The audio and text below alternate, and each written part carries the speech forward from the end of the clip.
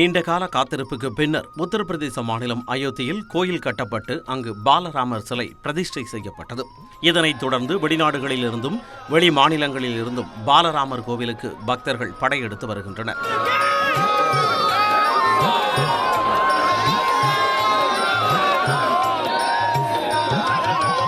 இந்நிலையில் நடப்பாண்டில் அயோத்தி பகுதியில் இருந்து சுமார் 5,000 கோடி ரூபாய் வரியாக மட்டும் கிடைக்கும் என SBI வங்கி நடத்திய ஆய்வில் தெரியவந்துள்ளது. மேலும் அம்மாநிலத்திற்கு சுற்றுலா மூலமாக ஒரே ஆண்டில் 4 லட்சம் கோடி ரூபாய் கிடைக்கும் என கணக்கிடப்பட்டுள்ளது. சுற்றுலா பயணிகளின் எண்ணிக்கையில் மெக்கா மற்றும் வேட்டிகன் நகரை அயோத்தி முந்திவிடும் என வெளிநாட்டு பங்குச்சந்தை ஆராய்ச்சி நிறுவனமான ஜெஃப்ரீஸ் கூறியுள்ளது. அயோத்திக்கு ஆண்டுதோறும் 5 கோடி பார்வையாளர்கள் வருகை தருவார்கள் எனவும் ஜெஃப்ரீஸ் தெரிவித்துள்ளது. இது உத்தரப்பிரதேசத்தில் மட்டுமல்லாது நாட்டிலேயே மிக அதிக எண்ணிக்கையாகும்.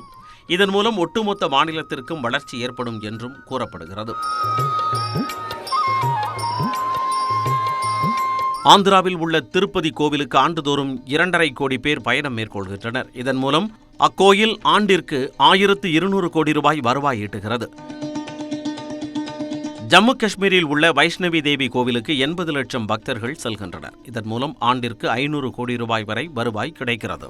இதேபோல் ஆக்ராவில் உள்ள தாஜ்மஹாலுக்கும் சுற்றுலா மூலம் வருடந்தோறும் 100 கோடி ரூபாய் வருமானம் கிடைக்கிறது.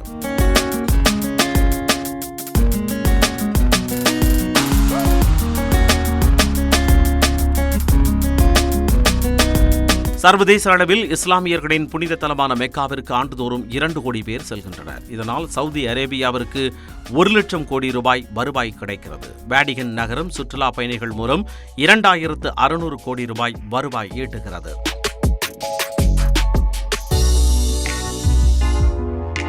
பாலராமர் கோயில் திறப்பிற்கு பின் அயோத்திக்கு நாள்தோறும் 1 லட்சம் பக்தர்கள் வருவார்கள் என்றும் இந்த எண்ணிக்கை விரைவில் 3 லட்சமாக உயரும் என்றும் கணிக்கப்பட்டுள்ளது. எனவே அந்நகரத்திற்கு மட்டும் 25,000 கோடி ரூபாய் கிடைக்கும் என பொருளாதார நிபுணர்கள் கூறுகின்றனர். அயோத்திக்கு செல்லும் பக்தர்கள் மதுரா மற்றும் வாரணாசிக்கு செல்லக்கூடும் என்பதால் அப்பகுதிகளிலும் வருவாய் கணிசமாக அதிகரிக்கும் என கூறப்படுகிறது. போக்குவரத்து, ஹோட்டல் வணிகம், உள்நாட்டு பொருட்கள் உற்பத்தி ஆகியவையும் அதிகரிக்கும் என்றும் நிபுணர்கள் தெரிவிக்கின்றனர். சுவிட்சர்லாந்து, இத்தாலி, பிரான்ஸ், அமெரிக்கா உள்ளிட்ட நாடுகள் சுற்றுலாவை மையமாக கொண்டு அபரிமிதமான பொருளாதார வளர்ச்சியை கண்டுள்ளன. அதேபோல் உத்தரப்பிரதேசத்தின் வளர்ச்சியும் இருக்கும் என்றும் நிபுணர்கள் கூறுகின்றனர்.